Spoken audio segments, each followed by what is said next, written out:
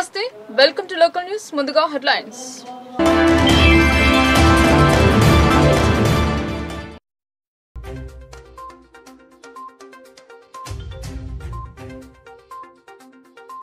ప్రశాంత వాతావరణంలో పారదర్శకంగా ఎన్నికలు, ప్రతి ఒక్కరూ ఓటు హక్కు వినియోగించుకోవాలి.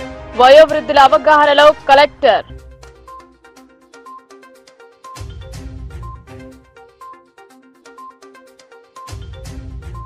దేశంలోని ప్రజలందరికీ ఒకే భావం, ఆవాస్ యోజన కింద ఇండ్ల నిర్మాణం. ఎంపీ అరవింద్ వెల్లడి.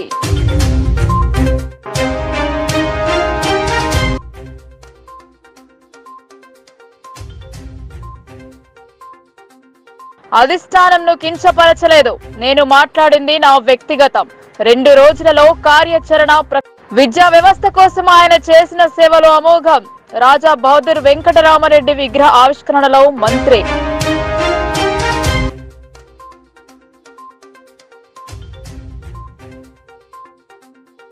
గ్రామ స్థాయి నుండి ఎమ్మెల్యే వరకు ఎన్నో ఒడిదుడుకులు. ఆర్టీసీ చైర్మన్ బాజిరెడ్డి రాజకీయ ప్రస్థానం.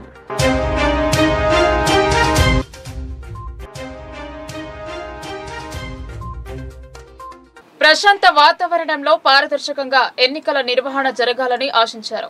ప్రతి ఓటరు తప్పనిసరి ఓటింగ్ లో పాల్గొనాలని సూచించారు. కలెక్టర్ రాజీవ్ గాంధీ హనుమంతు పోలింగ్ ప్రక్రియ, ప్రత్యేక సదుపాయాలపై వయోవృద్ధులకు అవగాహన కల్పించారు. ఎన్నికల సంఘం ఆదేశాలకు అనుగుణంగా ప్రశాంత వాతావరణంలో పారదర్శకంగా ఎన్నికలు నిర్వహించడం జరుగుతుందని కలెక్టర్ రాజీవ్ గాంధీ హనుమంతు తెలిపారు. ఓటు హక్కు కలిగి ఉన్న ప్రతి ఓటరు తప్పనిసరిగా ఓటింగ్ లో పాల్గొనాలని పిలుపునిచ్చారు. సమీకృత జిల్లా కార్యాలయాల సముదాయం సమావేశ మందిరంలో మంగళవారం వయోవృద్ధులకు పోలింగ్ ప్రక్రియ, పోలింగ్ కేంద్రాల్లో ప్రత్యేక సదుపాయాల కల్పన తదితర అంశాలపై అవగాహన కార్యక్రమం నిర్వహించారు. ఎలక్ట్రానిక్ ఓటింగ్ యంత్రాల పనితీరు గురించి ప్రయోగాత్మకంగా వివరిస్తూ కంట్రోల్ యూనిట్, బ్యాలెట్ యూనిట్, వీవీప్యాట్ల పనితీరుపై అనుమానాలను నివృత్తి చేశారు. ఈ సందర్భంగా కలెక్టర్ మాట్లాడుతూ ప్రజాస్వామ్య వ్యవస్థలో కీలకమైన ఓటు హక్కును ప్రతి ఒక్కరూ వినియోగించుకోవాలని హితవు పలికారు. జిల్లాలో ఎంతో చైతన్యం కలిగి ఉన్న వయోవృద్ధులు ఓటింగ్ ప్రక్రియపై పూర్తి అవగాహన ఏర్పరచుకోవాలని సూచించారు. ఓటర్ల సౌకర్యార్థం ఎన్నికల సంఘం ఎప్పటికప్పుడు అనేక మార్పులు చేపడుతూ వివిధ రకాల సదుపాయాలను అందుబాటులోకి తెస్తోందని కలెక్టర్ గుర్తు చేశారు. ఇందులో భాగంగానే 80 ఏళ్లు పైబడిన వయోవృద్ధులు, దివ్యాంగులు తమ ఇంటి నుండే ఓటు హక్కును వినియోగించుకునే వెసులుబాటును కల్పించిందని వివరించారు. ఇంటి నుండి ఓటు వేయదలుచుకున్న వారు ఎన్నికల ప్రకటన వెలువడిన మీదట నిర్ణీత ఫారం నింపి తమ అభ్యర్థనను తెలియజేస్తే పోలింగ్ అధికారి నేతృత్వంలోని సిబ్బంది వారి ఇంటి వద్దకు వచ్చి సీక్రెట్ బ్యాలెట్ విధానాన్ని అనుసరిస్తూ ఓటు హక్కును వినియోగించుకునేలా చర్యలు తీసుకుంటారని తెలిపారు. ఈ సదుపాయాన్ని అవసరమైన వారు సద్వినియోగం చేసుకోవాలని సూచించారు. వయోవృద్ధుల కోసం ఎన్నికల సంఘం ఆదేశాల మేరకు ఇప్పటికే ప్రతి పోలింగ్ కేంద్రంలో ర్యాంప్, వీల్ చైర్ వంటి సదుపాయాలు అందుబాటులోకి తేవడం జరిగిందని అన్నారు. ఎలక్ట్రానిక్ ఓటింగ్ యంత్రాల పనితీరుపై అనుమానాలను నివృత్తి చేస్తూ పూర్తి అవగాహన కల్పించేందుకు వీలుగా కలెక్టరేట్, ఇతర కార్యాలయాల్లో నమూనా కేంద్రాలను నెలకొల్పడం జరిగిందన్నారు. పోలింగ్ కేంద్రాల్లో సదుపాయాలను మరింత మెరుగుపరిచేందుకు తీసుకోవాల్సిన చర్యల గురించి పలువురు సీనియర్ సిటిజన్లు తమ అభిప్రాయాలను వెల్లడించారు. ఈ సందర్భంగా పలువురు సీనియర్ సిటిజన్స్ ను సన్మానించి జ్ఞాపికలు అందజేశారు. ఈ కార్యక్రమంలో అదనపు కలెక్టర్లు చిత్రామిశ్రా, పి యాదిరెడ్డి, నగరపాలక సంస్థ commissioner M Makarand, sweep nodal అధికారి సింహాచలం, జిల్లా సంక్షేమ అధికారిని రసూల్వి, సీనియర్ సిటిజన్ ఫోరం, రిటైర్డ్ ఉద్యోగుల సంఘాల ప్రతినిధులు భూమన్న, రవీందర్, రామ్మోహన్, బోసా ఆంజనేయులు, వయోవృద్ధులు పాల్గొన్నారు. సో ఇప్పుడైతే 80+ ఉంది, మేబీ ఫ్యూచర్ లో 60+ కూడా అవ్వచ్చు. బట్ యాజ్ ఆఫ్ నౌ ఇప్పుడైతే ఎలక్షన్ కమిషన్ ఆఫ్ ఇండియా ప్రకారంగా 80 ఇయర్స్ దాటిన వాళ్ళు ఈ ఫెసిలిటీ అనేది యూజ్ చేసుకోవచ్చు. సో ఈ ఫెసిలిటీ యూజ్ చేసుకుంటే మనకి ఎలక్షన్స్ క్యాండిడేట్స్ ఫైనలైజ్ అయిపోయి బ్యాలెట్ పేపర్ ఫైనలైజ్ అయిన తర్వాత ఇన్ఫర్మేషన్ అంటే మనకు 6 రోజుల నుంచి మీకు ఇన్ఫర్మేషన్ వస్తుంది. ఎవరైతే యూజ్ చేసుకున్నారో వాళ్ళకి ఇంటికే పోలింగ్ పార్టీ వస్తారు. సేమ్ పిఓ, ఏపీఓ ఎలా అయితే ఒక పోలింగ్ పార్టీ ఉంటుందో వాళ్ళ ఇంటికి వచ్చి పొలిటికల్ పార్టీ రిప్రజెంటేటివ్స్ వాళ్ళకి కూడా ఇన్ఫార్మ్ చేస్తారు. వాళ్ళ సమక్షంలో సీక్రెట్ బ్యాలెట్ ప్రకారంగా ఆ ఇంట్లోనే ఒక రూమ్ లోన ఆ బ్యాలెట్ పేపర్ మీద ఓటు తీసుకొని బ్యాలెట్ పేపర్ ని పోలింగ్ పార్టీ అనేది తీసుకొని వెళ్తుంది. సో ఇది కొత్తగా మనకి ఇంట్రడ్యూస్ చేశారు. సో రొటీన్ గా మనకి లాస్ట్ టైం కూడా ఉన్న ఫెసిలిటీస్ చూసుకుంటే ర్యాంప్ ఫెసిలిటీ అనేది ఉంటుంది, వీల్ చైర్ ఫెసిలిటీ అనేది ఉంటుంది. ఈవెన్ అంటే పబ్లిక్ ట్రాన్స్పోర్టేషన్ అనేది మెన్షన్ చేశారు. బట్ యాక్చువల్ గా మన గైడ్లైన్స్ లో ఆల్రెడీ ఉంది. అంటే పీడబ్ల్యూడి కానీ ఓల్డ్ ఏజ్ అంటే రైటింగ్ లో ఉంది, మేబీ ఇంప్లిమెంట్ అవ్వకపోవచ్చు. బట్ ట్రాన్స్పోర్టేషన్ ఇన్ కేసు అంటే మనకి ఎక్కడైనా అంటే అందరికీ ఇవ్వలేము, బట్ ఆ సిచ్యువేషన్ చూసుకొని బిఎల్ఓ వాళ్ళు డిసైడ్ అయితే అంటే పోలింగ్ స్టేషన్ కి రాలేరు నార్మల్ గా అంటే మన సైడ్ నుంచి కూడా పబ్లిక్ ట్రాన్స్పోర్టేషన్ ప్రొవైడ్ చేయాలనేది కూడా ఇన్ రైటింగ్ అనేది రూల్ పొజిషన్ ఉంది. సో ఈసారి ఆర్ఓస్ కూడా చెప్తాము, ఎక్కడైతే మనకి ఫెసిలిటీ అవసరం అవుతుందో యూజ్ చేయమని కూడా చెప్పడం జరుగుతుంది. సో అదే విధంగా మీకు తెలుసు అంటే సీనియర్ సిటిజన్స్ వచ్చినప్పుడు instead of waiting in queue direct గా వెళ్ళి కూడా ఓటు వేయొచ్చు, అది కూడా మనకి రూల్ పొజిషన్ ఉంది. సో అంటే వెయిటింగ్ లో లేకుండా పీడబ్ల్యూడీ అవ్వచ్చు, సీనియర్ సిటిజన్స్ కావచ్చు, వచ్చినప్పుడు డైరెక్ట్ గా మనకి ఓటు వేసే ఫెసిలిటీ కూడా ఉంది. సో ఈ ఫెసిలిటీస్ అన్ని కూడా మనకి election commission of India provide చేస్తున్నది. సో ఎందుకంటే మనకి ఓటింగ్ పర్సంటేజ్ పెంచాలి, అందరికి అంటే ఓటు వేసే దేశంలోని 140 కోట్ల జనాభా కోసం బీజేపీ అనేక పథకాలను అమలు చేస్తుందని ఎంపీ అరవింద్ అన్నారు. కులం, మతం అన్న తేడా లేకుండా అందరికీ సమానంగా నిధులు కేటాయిస్తోందని చెప్పారు. నగరంలోని ఓ ఫంక్షన్ హాల్లో ఏర్పాటు చేసిన మీడియా సమావేశంలో ఎంపీ అరవింద్ మాట్లాడుతూ ఆవాస్ యోజన ద్వారా దేశవ్యాప్తంగా 5 కోట్ల ఇండ్లు నిర్మిస్తామని చెప్పారు. ఇప్పటికే 3.5 కోట్ల ఇండ్లు నిర్మించామన్నారు. మరో 50 లక్షలు నిర్మాణ దశలో ఉన్నాయన్నారు. పేదలకు గృహ నిర్మాణంలో తెలంగాణ సర్కారు చాలా వెనుకబడిందని విమర్శించారు. పేదలకు డబుల్ బెడ్రూమ్స్ ఆశ చూపి మభ్యపెడుతున్నారు అని ఆరోపించారు. ఆయుష్మాన్ భారత్ పథకం పేదలకు అందకుండా చేస్తున్నారన్నారు. ముస్లింలను కేసీఆర్ ఓటు బ్యాంకుగా వాడుకుంటున్నారని విమర్శించారు. కేవలం 3 ముస్లింలకు మాత్రమే టికెట్లు ఇచ్చారు అని, ఇది దేనికి సంకేతమని ప్రశ్నించారు. 14% ఓటర్లున్న ముస్లింలకు ముస్లిం బంధు ఎందుకు ఇవ్వరు అన్నారు. దళితులకు 10 లక్షలు ఇస్తున్న ప్రభుత్వం ముస్లింలకు 1 లక్షనా అని ఆశ్చర్యం వ్యక్తం చేశారు. బీజేపీకి ఓటు వద్దనుకుంటే నోటాకు వేయండి అని సూచించారు. ప్రజాసేవ చేసిన తర్వాతే గుర్తించండి అంటూ పేర్కొన్నారు. మోడీ పాలనలో ముస్లిం మైనారిటీలకు భద్రత పెరిగిందన్నారు. బీజేపీకి ముస్లింల ఓట్లు పెరుగుతున్నాయి తప్ప తగ్గడం లేదన్నారు. గజ్వేల్లో ఓటమి భయంతోనే సీఎం కేసీఆర్ కామారెడ్డిలో పోటీ చేస్తున్నారు అన్నారు. బీఆర్ఎస్ ఎంఐఎం దోస్తీతో ముస్లిం మైనారిటీలకే నష్టం జరుగుతుందన్నారు. మైనారిటీ మెజారిటీ అన్న తేడా లేదన్నారు.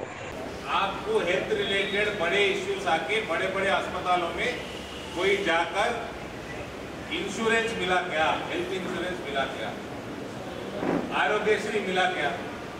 एक जमाने में राजशेखर रेड्डी जी सीएम है जब आरोग्यश्री मिलता था 2 लाख रुपए तक मिलता, किसी को मिला क्या?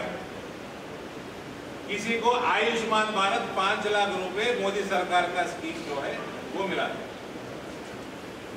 मिले तो बोलिए। आज मैं आपके पास आया, 4 दिन रुक के मैं कौम के पास भी जाता हूँ,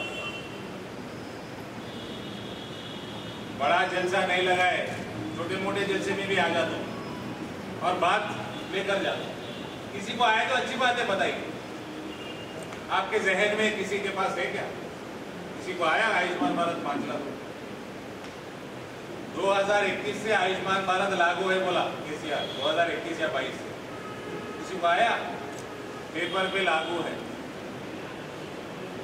आवास योजना पेपर पे लागू है। बड़े बड़े बातें कहते, बाप बेटे बड़े बड़े का बातें कहते। आप टोपी पहनाओ पहन लेते, आप मस्जिद में लेके जाओ आ जाते, पर आपके पास स्कीम लेके आएगा। ये 2 मिलके 7 लाख है भाई, और ये आयुष्मान भारत तो हर साल 5 लाख। कोई टीबी से लॉन्ग ड्यूरेशन उसका ट्रीटमेंट चल रहा है, डायलिसिस का लॉन्ग ड्यूरेशन ट्रीटमेंट चल रहा है, वो हर साल ले सकता 5 लाख। अभी तक 7-8 साल हो गए। अगर सही भी बीमार है, कोई लंबी बीमारी है तो 20 लाख 25 लाख 15 लाख का उपयुक्त हो सकता था उसको। आयुष्मान भारत में भी देश में हिंदू मुसलमान क्रिश्चियन अलग अलग मजहब जो है उनका परसेंटेज एवरेज करें तो आयुष्मान भारत में भी सबसे ज्यादा फायदेमंद ये स्कीम मुसलमानों को है। ये एविडेंस है। 15% अगर सोचे मुस्लिम पॉपुलेशन इंडिया में 15% से ज्यादा आवास योजना में बेनिफिशियरी है, आयुष्मान भारत में बेनिफिशियरी है। సేవా రంగంలో రాణిస్తున్న తన తనయుడికి మెదక్ టికెట్ నిరాకరణపై మల్కాజ్గిరి ఎమ్మెల్యే మైనంపల్లి హనుమంతరావు సీరియస్ అయ్యారు. పార్టీ టికెట్ ఇస్తే గెలిపించుకుని వస్తా అని ధీమా వ్యక్తం చేశారు. తిరుమల కొండపై ఉన్న ఎమ్మెల్యే హనుమంతరావు తన మనుమడి పుట్టు వెంట్రుకలు కార్యక్రమానికి స్నేహితులు బంధువులతో వెళ్లారు. సోమవారం బీఆర్ఎస్ అభ్యర్థుల జాబితా ప్రకటించగా అందులో మైనంపల్లి రోహిత్ పేరు లేకపోవడంపై మంత్రి హరీష్ రావుపై మండిపడ్డారు. రెండో రోజు సైతం శ్రీవారి సేవలో ఉన్న ఆయన మరో 2 రోజుల తర్వాత హైదరాబాద్ చేరుకుంటానని తెలిపారు. కార్యకర్తలతో మాట్లాడిన అనంతరం నిర్ణయం తీసుకుంటానని వెల్లడించారు. స్వామి గారి దర్శనం చేసుకోవడం జరిగింది. నిన్న కూడా చేసుకున్నాను. నిన్న మా గ్రాండ్ సన్ పుట్టెంటికలు తీయడం జరిగింది. మరి నిన్న చాలా మంది రావడం జరిగింది. మా స్నేహితులకు ఈరోజు దర్శనం చేయించాను.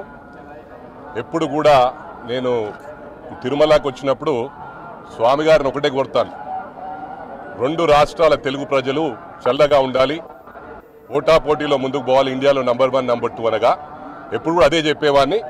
నిన్న ఏదైతే నా ఫీలింగ్స్ ఉన్నాయో స్వామి గారి సన్నిధిలో చెప్పుకోవడం జరిగింది. అది నా వ్యక్తిగతం. ఏదేమైనప్పటికీ కూడా నా హైదరాబాద్ వెళ్ళిన తర్వాత ఇంకా 2 డేస్ నా దర్శనాలు ఉన్నాయి. కుంభకోణం వెళ్తా ఉన్నాను. అటు నుంచి హైదరాబాద్ వెళ్ళిన తర్వాత నా కార్యాచరణ తెలియజేస్తాను. Let's wait and see. ఇప్పుడు నేను నా పర్సనల్ గా మాట్లాడాను. మా సన్ సర్వీస్ చేస్తున్నాడు కాబట్టి డెఫినెట్ గా I have to support him. అంతే, దాంట్లో వ్యక్తిగతం ఏం లేదు. నేను ఎవరైనా నా స్నేహితుడు చేసినా కూడా I would have support him. నా కొడుకు సర్వీస్ చేస్తా ఉన్నాడు. మెడిసిన్ వదిలిపెట్టి నేను పార్టీ గురించి ఎక్కడ మాట్లాడలేదు. అది మీరు గమనించాలా. నా సన్ ఫస్ట్ ఇంపార్టెంట్. నా సన్ ఎందుకు ఇంపార్టెంట్ అంటే ఈజ్ డూయింగ్ సోషల్ సర్వీస్. అతను నేను ఎంకరేజ్ చేసి అవసరం ఉంది. ఇన్ని రోజులు చేయలేదు నేను. ఫర్ పాస్ట్ అంటే ఇన్ని సంవత్సరాలు చేసినా కూడా నేను ఎక్కడ లేకుండా అతనే సర్వీస్ చేశాడు. As a human being, let it be son or ఎవరైనా న్యాయం చేయాలి. న్యాయం వైపే ఉంటాను నేను. అంతే. ఈ రాజకీయాలు మాట్లాడాలంటే మీరే దయచేసి ఏంటంటే దాన్ని వేరే విధంగా తీసుకుపోయి రాజకీయాలు మాట్లాడుతున్నా అంటారు. నేను ఫస్ట్ టైం మాట్లాడుతున్నా. అది కూడా స్వామి గారి కన్నా గొప్ప ఎవరు లేరు. స్వామి గారి సన్నిధిలో స్వామి గారికి తెలియజేశాను, నా ఫీలింగ్స్ తెలియజేశాను. ఎందుకంటే వీరికన్నా ఇది గొప్ప భూమి, ఇది గొప్ప గడ్డ. ఇక్కడ చెప్పుకోవడం తప్పులేదు కదా. ఇప్పుడు నా ఇండివిజువాలిటీ నాకుంటుంది. నేను హార్డ్ వర్క్తో పైకి వచ్చాను. Dedication, determination, devotion ultimately leads to success. దాన్ని బిలీవ్ చేసేవాడిని. నేను ఎప్పుడు కూడా నా జీవితంలో ఎవరిని కూడా నేను ఇబ్బంది పెట్టాను. నన్ను ఎవరైనా ఇబ్బంది పెడితే నేను ఇబ్బంది పెడతాను. That's my policy. అంతే. నేను ఎక్కడ పార్టీ గురించి మాట్లాడలేదు. పార్టీ గురించి ఎందుకు మాట్లాడాలి? నిన్న మాట్లాడలేదు, ఈ రోజు మాట్లాడలేదు. నగరంలో నెలకొల్పిన ఆర్బీ వీఆర్ఆర్ విగ్రహాన్ని మంత్రి వేముల ఎమ్మెల్యే బిగాలలో ఆవిష్కరించారు.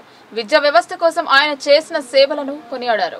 నిజామాబాద్ జిల్లా కేంద్రంలోని వినాయక్ నగర్ లో రెడ్డి సంఘం ఆధ్వర్యంలో నూతనంగా నెలకొల్పిన రాజా బహదూర్ వెంకట రామారెడ్డి విగ్రహాన్ని మంగళవారం నిజామాబాద్ అర్బన్ శాసనసభలో బిగాల గణేష్ గుప్తాతో కలిసి రాష్ట్ర రోడ్లు భవనాల శాఖ మంత్రి వేముల ప్రశాంత్ రెడ్డి ఆవిష్కరించారు. ఈ సందర్భంగా మంత్రి మాట్లాడుతూ రెడ్డి కులస్తుల అభ్యున్నతి కోసం రాజా బహదూర్ వెంకట రామారెడ్డి అందించిన సేవలు ఎంత ప్రశంసించినా తక్కువేనని కొనియాడారు. విద్యతోనే వికాసం, అభివృద్ధి సాధ్యమని గుర్తించి ఎంతో ముందు చూపుతో 80 ఏళ్ల క్రితమే హైదరాబాద్ తదితర ప్రాంతాల్లో రెడ్డి హాస్టల్స్, విద్యా సంస్థలు నెలకొల్పారని అన్నారు. గ్రామీణ ప్రాంతాల వారు విద్యాపరంగా ముందుకు సాగి ఉన్నత స్థానాలకు చేరేందుకు ఇవి ఎంతగానో దోహదపడుతున్నాయని అన్నారు. తాను కూడా హైదరాబాద్ లో రెడ్డి హాస్టల్లో ఉంటూ చదువుకున్నానని మంత్రి గుర్తు చేసుకున్నారు. విద్య వ్యాప్తికి కృషి చేసిన ఆర్బీవీఆర్ఆర్ సేవలను ఎల్లవేళలా గుర్తుంచుకోవాల్సిన అవసరం ఉందన్నారు. రెడ్డి హాస్టల్స్, విద్యా సంస్థల కోసం మునుపెన్నడూ లేని విధంగా ముఖ్యమంత్రి కేసీఆర్ హైదరాబాద్ లో 15 ఎకరాల స్థలం, 10 కోట్ల నిధులు కేటాయించారని అన్నారు. ఆర్బీవీఆర్ఆర్ సేవలకు జ్ఞాపకార్థంగా ఆయన జయంతి రోజున విగ్రహ ఆవిష్కరణ చేసుకోవడం సంతోషంగా ఉందన్నారు. ఈ సందర్భంగా రాజా బహదూర్ వెంకట రామారెడ్డి విగ్రహానికి పూల మాలలు వేసి ఘనంగా నివాళులర్పించారు. ఈ కార్యక్రమంలో నగర మేయర్ దండు నీతి కిరణ్ నూడా చైర్మన్ ఈగ సంజీవ్ రెడ్డి, మాజీ మేయర్ ఆకుల సుజాత, నూడా మాజీ చైర్మన్ ప్రభాకర్ రెడ్డి, స్థానిక కార్పొరేటర్ ఉమారాణి తదితరులు పాల్గొన్నారు. అయితే ఆయన సమాజంలో ఒక మనిషి ఎదగటానికి కావలసింది విద్య అని గుర్తించినటువంటి వ్యక్తి. ఒకవేళ ఆయనే గనక 1930, 20, 40 ప్రాంతాల్లో ఆయన్నే కనుక హైదరాబాద్లో రెడ్డి హాస్టల్ కానీ, నారాయణగూడలో రెడ్డి ఉమెన్స్ కాలేజ్ కానీ, ఉమెన్స్ హాస్టల్ కానీ ప్రారంభించి ఉండకపోతే చాలామంది గ్రామీణ ప్రాంతం వాళ్ళు ఎవరు కూడా పైకి వచ్చేవారు కాదు. ఇవాళ గ్రామీణ ప్రాంతం నుండి చదువుకొని లాయర్లైనా, డాక్టర్లైనా, ఇంజనీర్స్ అయినా చాలామంది కూడా వారు పెట్టినటువంటి విద్యా సంస్థల్లో, వారు పెట్టినటువంటి హాస్టళ్లలో ఉండి చదువుకున్న వారే అనటానికి ఏమాత్రం సందేహం లేదు. 90% కాబట్టి అది ఆలోచన చేసి, ఎప్పుడు అది 70-80 సంవత్సరాల క్రితమే దూర ఆలోచన చేసి ఆయన రెడ్డి హాస్టల్ పెట్టి, నేను కూడా దాంట్లో రెడ్డి హాస్టల్లో చదువుకున్న వ్యక్తి, దాంట్లో ఉన్న వ్యక్తి.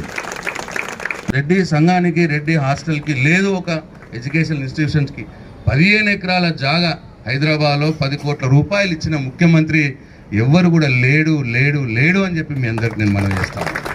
ఇంకా మనకు అవసరం వస్తే ఇంకా చేయడానికి కూడా సిద్ధంగా ఉన్నాడు.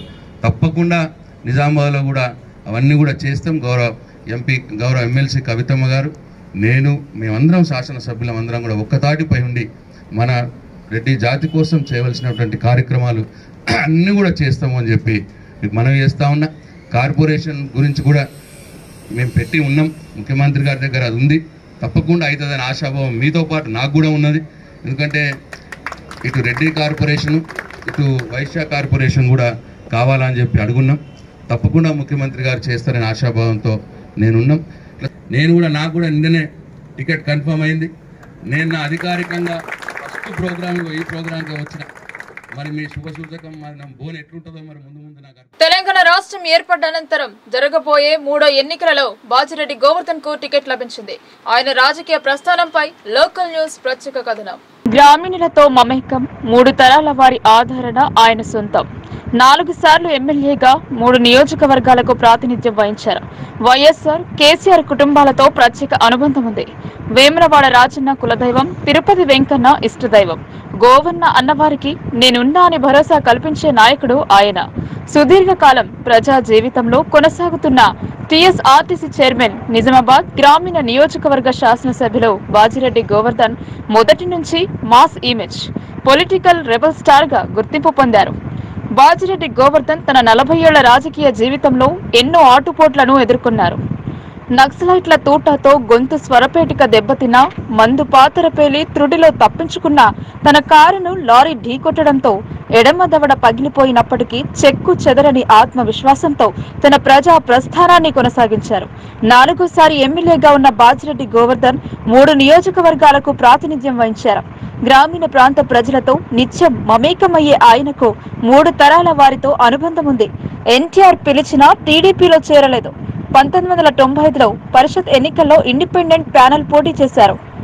ఫిబ్రవరి 17, 1954 జగిత్యాల జిల్లా వేడిపల్లి మండలం దేశాయిపేటలోని అమ్మమ్మ ఇంట్లో పుట్టాడు. నిజామాబాద్ జిల్లా సిరికొండ మండలం రావుట్ల గ్రామం నానమ్మ ఊరు. 1988, 1970లో దర్పల్లిలో ఎస్ఎస్సీ చదివారు. 1971లో చీమన్పల్లి పోలీస్ పటేల్ గా ఉద్యోగంలో ఉంటూ ఉస్మానియాలో ఓపెన్ డిగ్రీ చేశారు.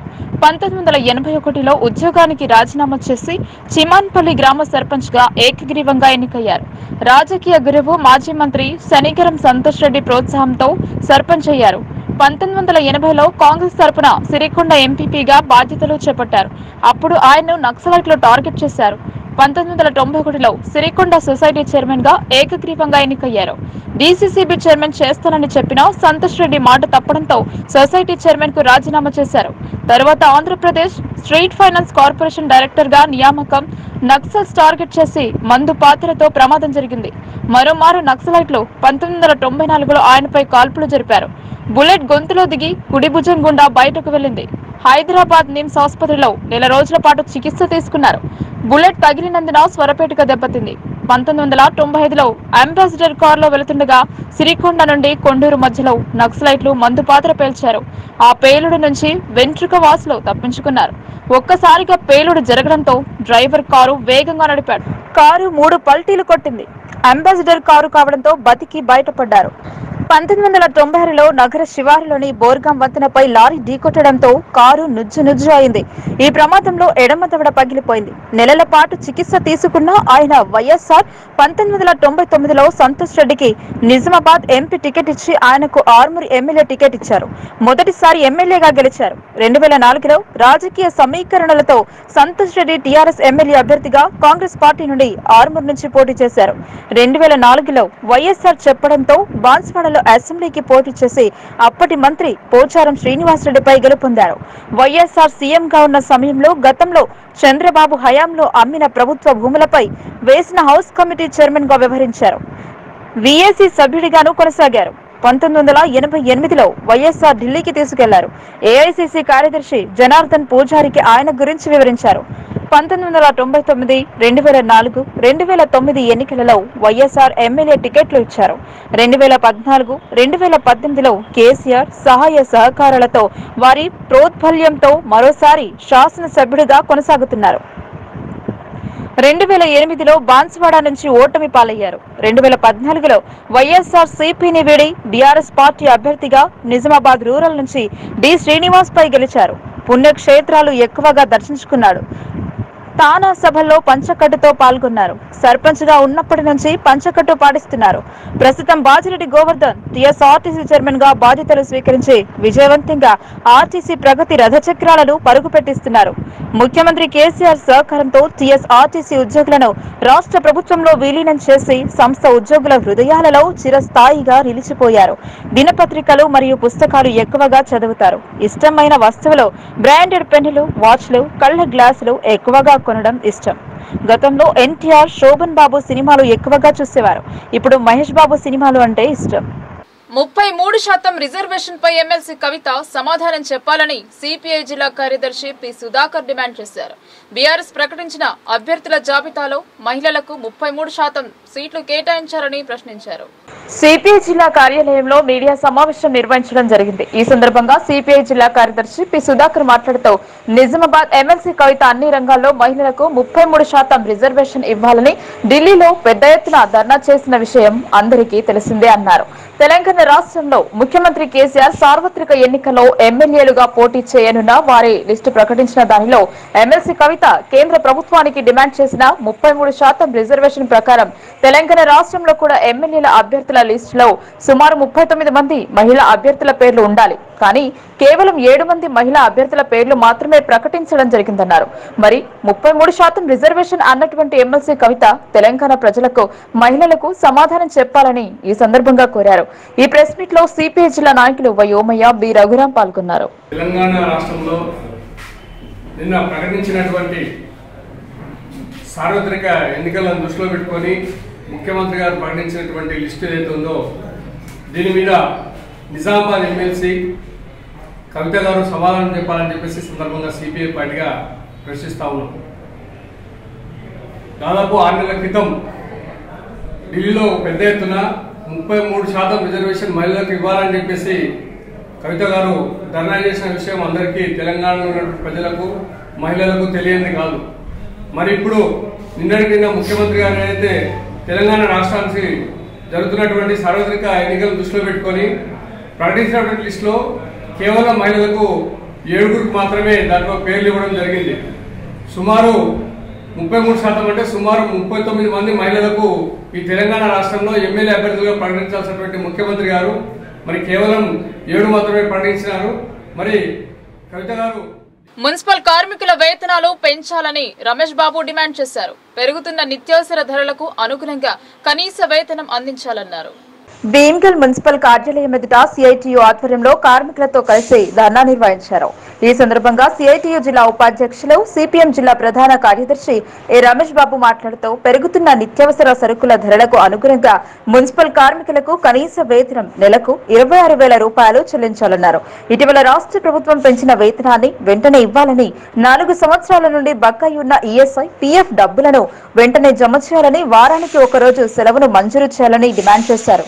రాష్ట్ర మంత్రి ప్రశాంత్ రెడ్డి ప్రాతినిధ్యం వహించే నియోజకవర్గంలోని ఉన్న ఏకైక మున్సిపల్ పట్టణంలో రాష్ట్ర ముఖ్యమంత్రి ప్రకటించిన వేతనాలను అమలు జరపడం లేదని, వారానికి 1 రోజు సెలవు ఇవ్వకుండా కార్మికులతో పని చేయించుకుంటున్నారని ఆయన విమర్శించారు.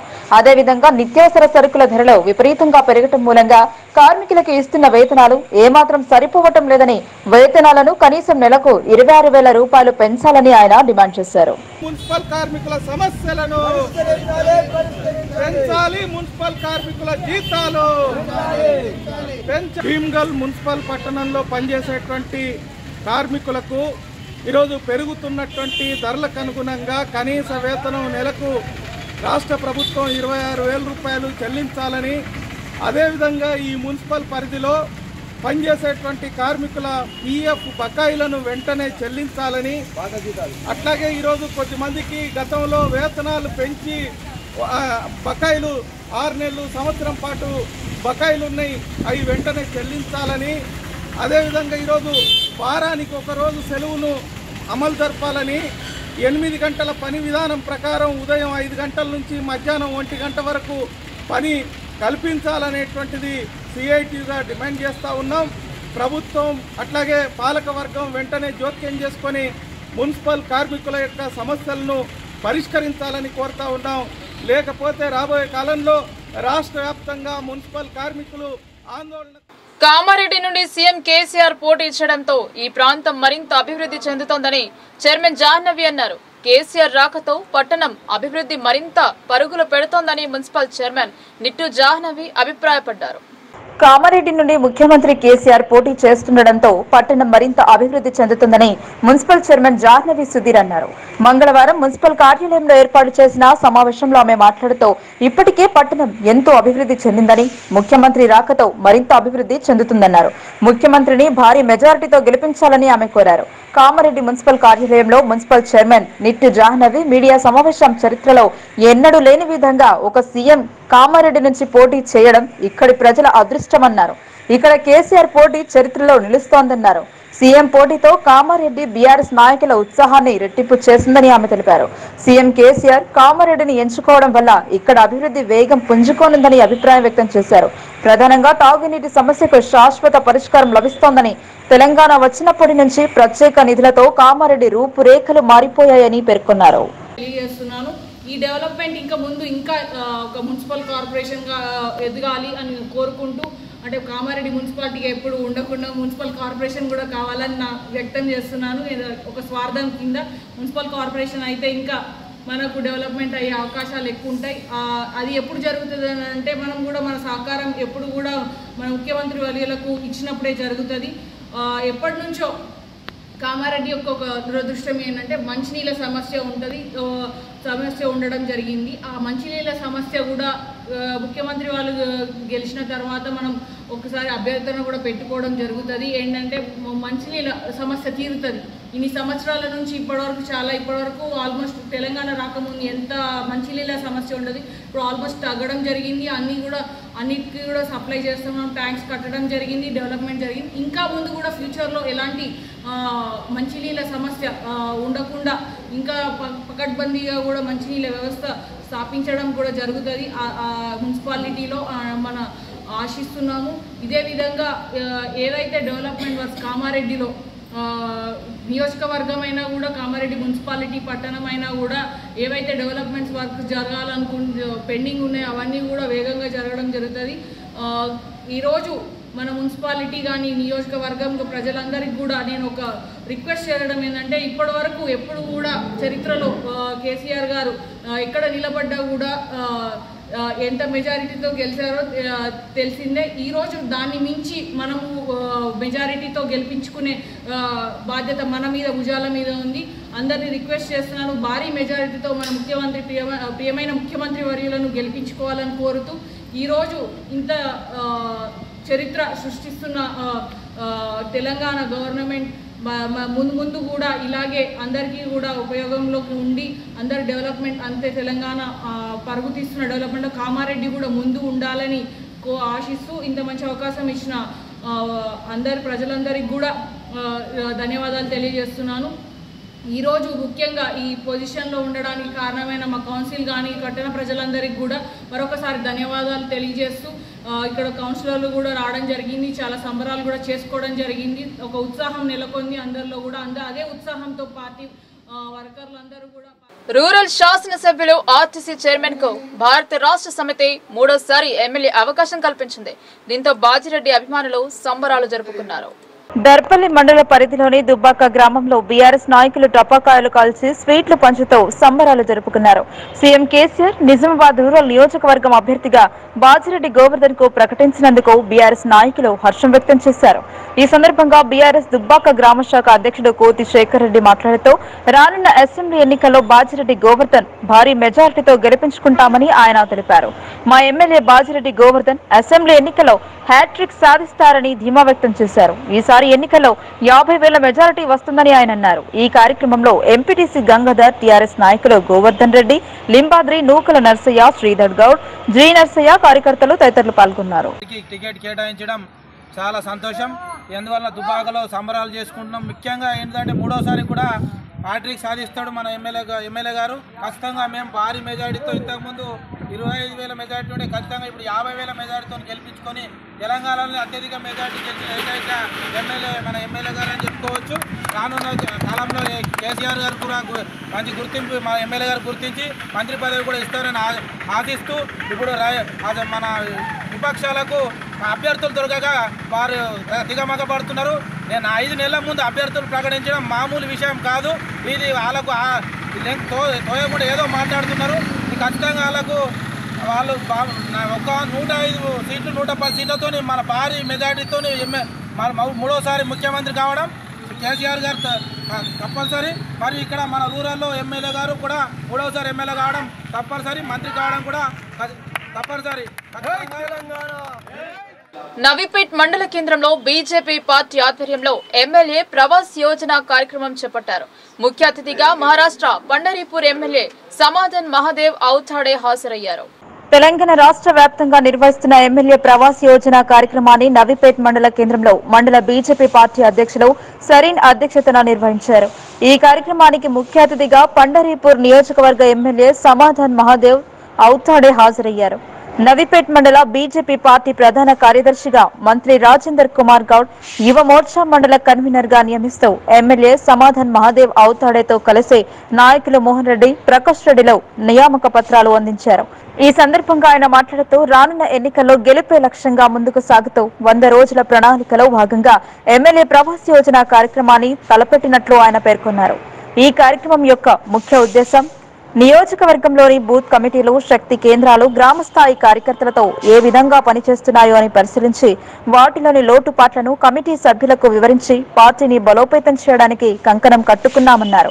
అలాగే భారతీయ జనతా పార్టీ కార్యకర్తలు ప్రజల్లోకి వెళుతూ రాష్ట్ర ప్రభుత్వ వైఫల్యాలను ఎండగడుతూ కేంద్ర ప్రభుత్వం ఇస్తున్నటువంటి సంక్షేమ పథకాలను ప్రజలకు వివరిస్తూ రానున్న రోజుల్లో తెలంగాణలో బీఆర్ఎస్ పార్టీని అధికారంలోంచి గద్దె దించి భాజపాకు పట్టం కట్టేలా కృషి చేయాలని సూచించారు. రానున్న ఎన్నికల్లో బోధన్ నియోజకవర్గంలో భాజపా జెండా ఎగురవేయడం ఖాయమని ధీమా వ్యక్తం చేశారు.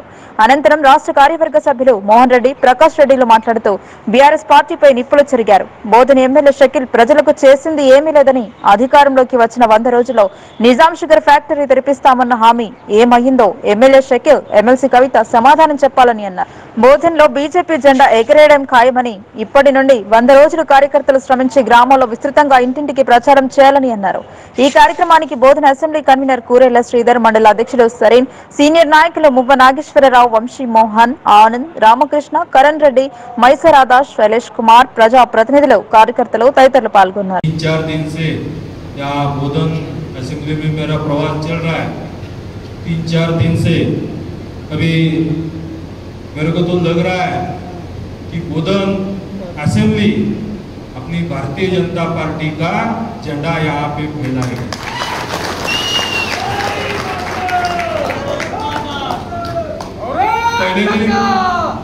पहले दिन में आया था, लेकिन लोगों में इतना कॉन्फिडेंस, इतना जोश थोड़ा कम दिख रहा था मेरे को. लेकिन आज नवीपेट का मंडल बैठक देखते समय मेरे को ये लग रहा है कि बोधन विधानसभा भारतीय जनता पार्टी पूरा जीतेगी.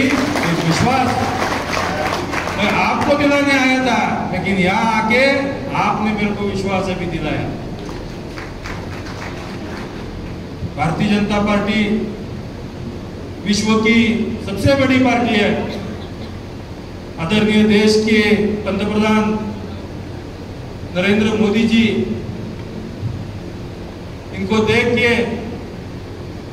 भारत में सभी विश्व में भारतीय जनता पार्टी का नाम पूरा रोशन हो रहा है।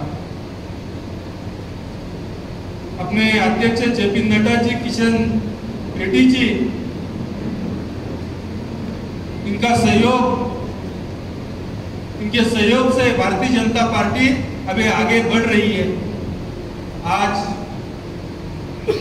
भारतीय जनता पार्टी के काम, भारतीय जनता पार्टी के सभी जितने प्रोजेक्ट किए हैं, सभी क्षेत्रों में जितने काम किया है, कोई भी काम रहने तो सोच के एक बार करने का दिया तो भारतीय जनता पार्टी कभी नहीं हटती है। कश्मीर का 370 कलम रहने दो या 3 बार तलाक रहने दो, एक बार तय किया, एक बार कमिटमेंट किया तो बाद में आपने पिक्चर तो देखा होगा, मैं किसी का नहीं सुनता। कोई भी बात होने दो, देश के हित में अपने 140 करोड़ लोगों के हित का जो भी निर्णय रहेगा वो पार्टी वोटों का नहीं देखती। पार्टी सिर्फ लोगों का 140 करोड़ लोगों का हित देखती है, उनका अच्छा क्या करने का है वो देखती है। अपनी पार्टी फैमिलियर पार्टी नहीं है।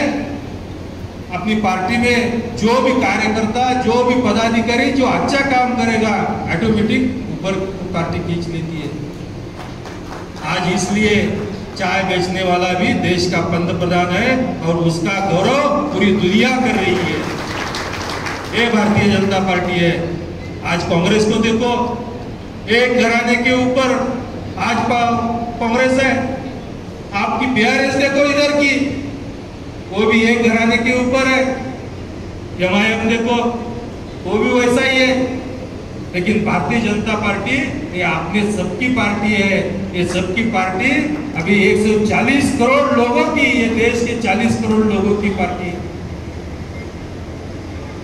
आज तेलंगाना में जो भ्रष्टाचार हो रही है, आज कोई स्कीम के माफिक, मतलब मैं 9 साल में ये देख रहा हूँ, 9-10 साल में कि नया प्रोजेक्ट कोई आया है क्या, मेरे को देखने का है। तेलंगाना में कोई आंध्र तेलंगाना विभाजन हो गया, उसके बाद तेलंगाना में नया प्रोजेक्ट आया है क्या, हाइड्रो प्रोजेक्ट आया है क्या, कुछ इंडस्ट्री नया आया है क्या, कुछ हेल्थ के ऑर्गेनाइजेशन में अच्छा किया है क्या, कुछ स्कूल इंडस्ट्री में या एजुकेशन में अच्छा कुछ किया है क्या? तो आप ही बताइए, किया है क्या अच्छा कुछ? पूरा भ्रष्टाचार के ऊपर, पूरा पैसा दे के, मतलब ये पैसा दे के वोट खरीदने वाले लोग हैं। अपना पार्टी लोगों का हित करेगी। मैं आज आपसे एक वादा करता हूं कि आप इस बोधन असेंबली में एक एमएलए आप दे दो। बोधन असेंबली में आज श्रीनिवास जी ने बोला है निजाम शुगर फैक्ट्री का वो भी उन्होंने बोला था कि निजाम शुगर फैक्ट्री चालू करने का किया है क्या अभी तक चालू फैक्ट्री? ऐसा खाली बोलते हैं, करते कुछ नहीं है।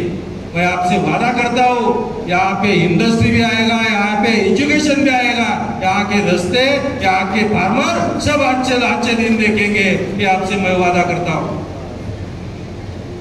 आज भारतीय जनता पार्टी ने यहाँ के बूथ के प्रमुख है, शक्ति केंद्र के प्रमुख है, उनसे और यहाँ के नागरिकों से मैं ఇక్కడికి విచ్చేసింది ఇప్పుడు ఇక నుంచి యుద్ధంలో మొదలు పెట్టడానికి, యుద్ధం ఈ రోజు నుంచే ప్రారంభించడానికి ప్రతిపక్షాలు ఆల్రెడీ యుద్ధం నిన్నటి నుంచి మొదలు పెట్టారు.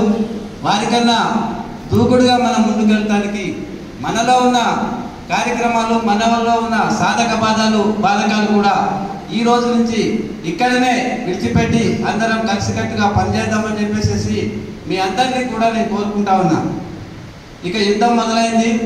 మనం కూడా కరసేవకులమై గతంలో ఎలాగైతే కార్యక్రమాలు సాధించుకున్నామో ఈ ఎలక్షన్లో కూడా అంతే ముందుకు వెళ్ళి ప్రతి ఒక్క పనిలో కూడా అందరం ముందుండి మనం పార్టీ ఎవరినైనా అభ్యర్థిగా ప్రకటించినా కానీ మనం ముందుకు వెళ్ళి ఆ అభ్యర్థి లక్ష్యంగా ఎవరనేది కాదు పార్టీ గెలుపు కోసం ప్రతి ఒక్కరూ కృషి చేద్దామని చెప్పేసి ఈ అవకాశం ఇచ్చిన మీ అందరికీ ధన్యవాదాలు చెప్తాను.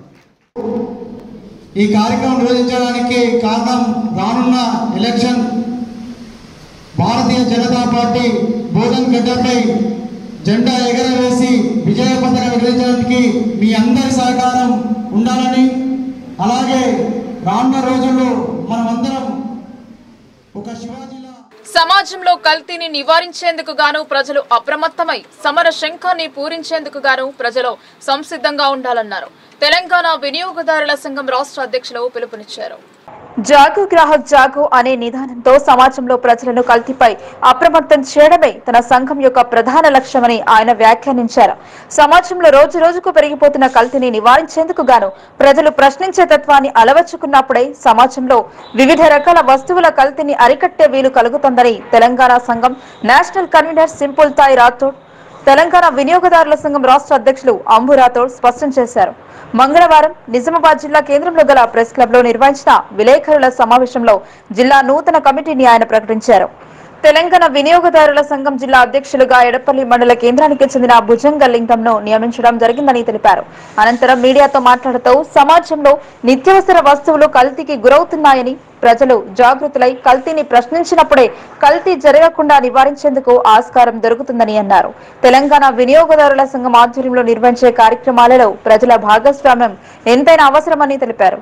జిల్లా కమిటీని ప్రకటించిన తాము త్వరలోనే నిజామాబాద్ జిల్లాలోని అన్ని మండలాలలో కమిటీలు ఏర్పాటు చేసి తెలంగాణ వినియోగదారుల సంఘం ఆధ్వర్యంలో అవగాహన సదస్సులు నిర్వహిస్తామని, ప్రజలను చైతన్యవంతం చేస్తామని తెలిపారు. ఈరోజు నూతన కమిటీని ఇక్కడ ఏర్పాటు చేసి బ్రదర్ మిత్రుడు భుజంగలింగం గారికి ఇక్కడ అధ్యక్షులుగా ఎన్నుకోవడం జరిగింది.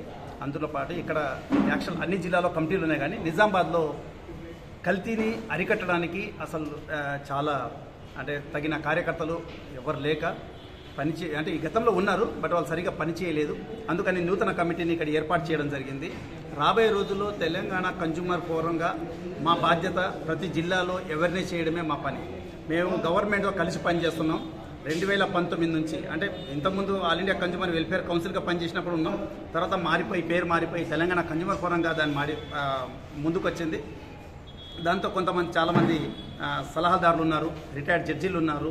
వీళ్ళందరి సలహాల ప్రకారంగానే తెలంగాణలో ఉన్నటువంటి కల్తీని, తెలంగాణ ఉన్నటువంటి ఈ రియల్ ఎస్టేటు అంటే ప్లాట్లు ఇస్తాము, మీకు రాబోయే రోజుల్లో ఇన్స్టాల్మెంట్లు ఇస్తాము అని చెప్పేసి మోసం చేయడం. రెండవది, మనకు వస్తున్న పాలంతా యూరియా, డిఏపితో పాటు మన పశువులకు డ్రగ్స్ ఇస్తున్నారు. ఆ డ్రగ్స్ని మేము చాలాసార్లు చెప్పినా ప్రభుత్వం ఇంకా దాని మీద సరిగా యాక్షన్ తీసుకోలేదు. సో ప్రభుత్వం చేయాలంటే వాళ్ళకు సరి అయిన బలగం లేదు, అక్కడ బలగం లేకనే ఇది పరిస్థితి జరుగుతూ ఉంది. సో దాని మీద ఒకటి. రెండవది, రైతులు వేసుకునే విత్తనాలు ఏదైతే ఉందో అన్ని కల్తీ విత్తనాలు వస్తున్నాయి. వాళ్ళకి అవేర్నెస్ చేయాలి. వీళ్ళ బాధ్యత ఏంటంటే రైతుల దగ్గరికి వెళ్ళి కమిటీలు వేసి వాళ్ళ అవేర్నెస్ చేయడం. కల్తీ విత్తనాలు వస్తే ఏం చేయాలి, ఎన్ని ఎకరాల పొలం వేస్తే ఎంత నష్టపోతే దానికి మన కన్జ్యూమర్ కమిషన్గా వాళ్ళతో నష్టపరిహారం ఎలా తీసుకోవాలనేది వాళ్ళకందరికీ మేము ట్రైనింగ్ ఇవ్వడం జరుగుతుంది. తర్వాత పురుగుల మందు వచ్చినా, కల్తీ మందు వచ్చినా ఏది జరిగింది मतलब निज़ामाबाद में कंज्यूमर फोरम कमेटी पहले थी, बट कुछ दिनों से नहीं चल रही थी. लेकिन अभी नई कमेटी हुई तो उसको सब यहाँ पे लेटर देना और मोमेंटो देना वो तो प्रोग्राम था ही. बट तेलंगाना में सबको पता चलना चाहिए कि कंज्यूमर फोरम क्या है, कंज्यूमर में क्या क्या काम करते हैं. तो इसलिए अवेयरनेस करना और लोगों को जागरूक करना. कंज्यूमर फोरम का मतलब मेन लोगो ही ये है कि जागो ग्राहक जागो. तो लोगों को जागरूक करके लोगों में अवेयरनेस लाना. जैसे हम रोज़ सुबह उठते हैं तब से कुछ ना कुछ खरीद शॉपिंग करते हैं, जैसे दूध से लेके ब्रेड, दही, दूध सब हम लेते हैं. लेकिन कभी भी हम ये जो रोज़मर्रा की ज़िंदगी में सामान खरीदी करते हैं तो उसके बारे में हमें पता नहीं होता कि उसमें एक्सपायरी डेट होती है, वो कितने दिन तक चलता है, वो हमारे हेल्थ के लिए अच्छा है नहीं है, उसमें कंटेंट्स क्या है. तो ये सब चीज़ों के बारे में हम कभी सोचते नहीं. तो इसी के लिए उनको जागरूक करना, क्योंकि हम दूध लेते हैं उसमें 10 डेज की एक्सपायरी डेट होती है, ब्रेड लेते हैं उसमें भी एक्सपायरी डेट होती है, तो वो हम देखते नहीं और वैसे सामान लेके आते हैं। और उससे भी ज़्यादा ज़रूरी ये होता है कि हम जो भी खाने की चीज़ें लेते हैं या मेडिसिन लेते हैं तो उसका बिल लेना चाहिए, क्योंकि बाकी हमने बिल नहीं भी लिए तो भी चलेगा, बट ये दोनों चीज़ें ज़रूरी है। क्योंकि बाहर हम जाते हैं कुछ खाते हैं तो खाने से अगर हमें कुछ फूड पॉइजनिंग या कोई बीमारी हो जाती है तो हमने वो कहाँ से खाया है, खाना कहाँ का था वो, तो इसके लिए हमें वो बिल और मेडिसिन जब लेते हैं तो उसका कोई साइड इफेक्ट हमें होता है तो मेडिकल में जाके वो बिल भी हमें लेना चाहिए। तो ऐसी बहुत सारी रोज की चीज़ें होती है जो हम खरीदते हैं। రోటరీ సేవలను మరింత విస్తృతం చేసి సేవా భావాన్ని పెంపొందించాలన్నారు. రోటరీ సభ్యులుగా ఉండటం పూర్వజన్మ సుకృతమని మరింత మంది రోటరీ కుటుంబంలో కలిసి మరింత సేవా కార్యక్రమాలు ముందుకు తీసుకెళ్లాలని ఆయన అన్నారు. నిఖిల్ సాయి ఇంటర్నేషనల్ లో జరిగిన రోటరీ క్లబ్ ఆఫ్ జెమ్స్ సమావేశానికి ఆయన విచ్చేసి క్లబ్ యొక్క రికార్డులను పరిశీలించి ఆయన ప్రత్యేకంగా అభినందించారు. రోటరీ క్లబ్ ఆఫ్ జెమ్స్ కొత్త క్లబ్ అయినప్పటికీ సమాజంలో అనేక సామాజిక కార్యక్రమాలు చేపడుతూ రోటరీ డిస్ట్రిక్ట్ లో మంచి పేరు ప్రతిష్ట సంపాదించిందని అన్నారు. రోటరీ సేవలను మరింత విస్తృతం చేసి సేవాభావాన్ని పెంపొందించాలన్నారు. రోటరీ సభ్యులుగా ఉండటం పూర్వజన్మ సుకృతమని మరింత మంది రోటరీ కుటుంబంలో కలిసి మరింత సేవా కార్యక్రమాలు ముందుకు తీసుకెళ్లాలని ఆయన అన్నారు. ఈ కార్యక్రమంలో అధ్యక్షులు భూలోకం విజయ కాంతారావు మాట్లాడుతూ రోటరీ 3150 అన్ని క్లబ్లలో ఈ రోజు మొదటి అధికార పర్యటనలో భాగంగా రోటరీ ప్రభా జెంట్స్ కు విచ్చేసిన గవర్నర్ గారికి ప్రత్యేక ధన్యవాదాలు తెలిపారు. అలాగే రోడ్ ఇంటర్నేషనల్ వారి సూచనలు పాటిస్తూ కార్యక్రమాలు మరింత అందరు సభ్యుల సహకారంతో ముందుకు తీసుకెళ్తానని అన్నారు.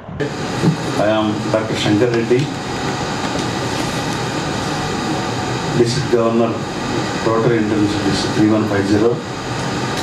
Our district covers entire Telangana state and Guntur Prakasham in Andhra Pradesh. Our Rotary activities, we are doing so many activities in these both areas in the entire Telangana state and Guntur part of Guntur Prakasham and part of Andhra Pradesh. Especially we are working for women empowerment. Our RI President's desire, RI President's pet projects, RI President priority projects is mental health. Everybody should have good mental health so that they can do their business, they can build up their profession and everything, and they can see their children and their everything.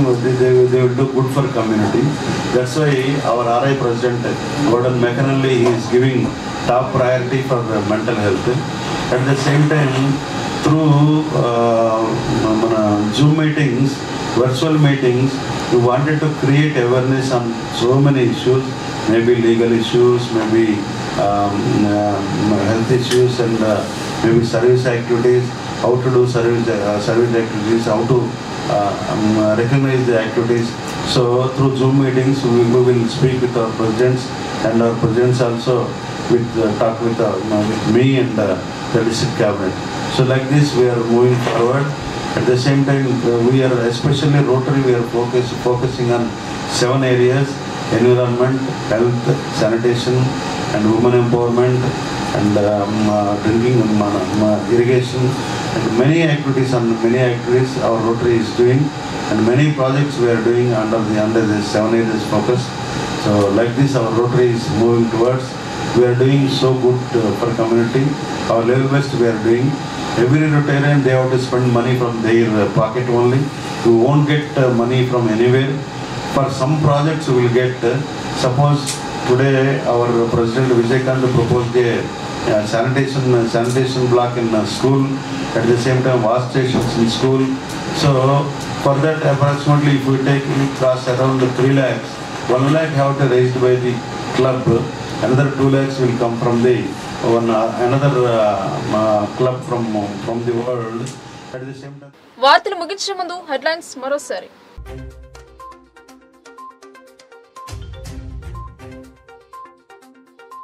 ప్రశాంత వాతావరణంలో పారదర్శకంగా ఎన్నికలు, ప్రతి ఒక్కరూ vote హక్కు వినియోగించుకోవాలి. వయోవృద్ధుల అవగాహనలో collector.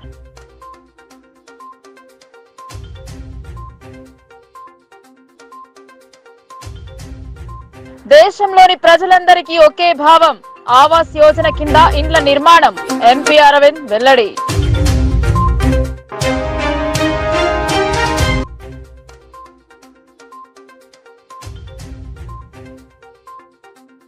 అధిష్టానంను కించపరచలేదు. నేను మాట్లాడింది నా వ్యక్తిగతం. 2 రోజులలో కార్యాచరణ విద్యా వ్యవస్థ కోసం ఆయన చేసిన సేవలు అమోఘం. రాజా బహదూర్ వెంకటరామరెడ్డి విగ్రహ ఆవిష్కరణలో మంత్రి.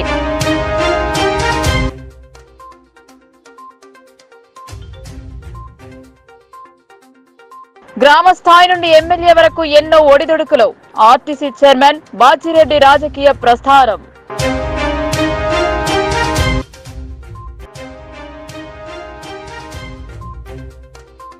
ఈ వార్తలు ఇంతటితో సమాప్తం. తిరిగి ప్రసారమే వార్తల్లో మళ్ళీ కలుద్దాం. అంతవరకు చూస్తూనే ఉండండి మీ లోకల్ న్యూస్. మన ఊరు మన వార్త.